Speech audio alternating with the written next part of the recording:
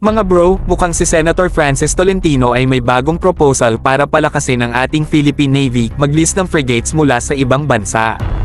Ayon kay Senator Tolentino, ang pagbili ng bagong barko ay hindi lang mahal, pero aabot pa ng 5 taon bago ito magamit. In fairness, magandang intensyon to, pero wait lang, sino kaya ang nagbigay ng idea na may frigates na pwede i-list sa atin?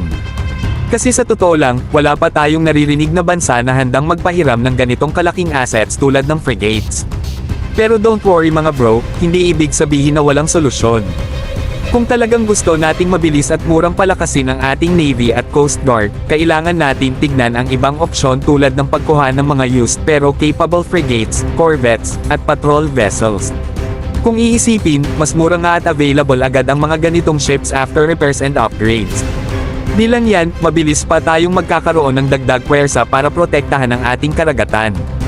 Isa pang promising idea ay pag-usap sa mga bansang kasalukuyang may ongoing frigate construction projects. Pwede nating bilhin yung mga halos tapos na nilang barko. Alam nyo ba mga bro, ginawa ito kamakailan ng Egypt, na nakipag-deal sa France para bilhin ang Aquitaine class FREMM frigate na originally para sa French Navy.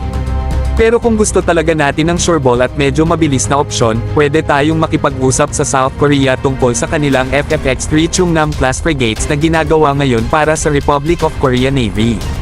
Pasok na pasok ang specs dito sa frigate phase 2 acquisition project ng Philippine Navy in terms of size and capability.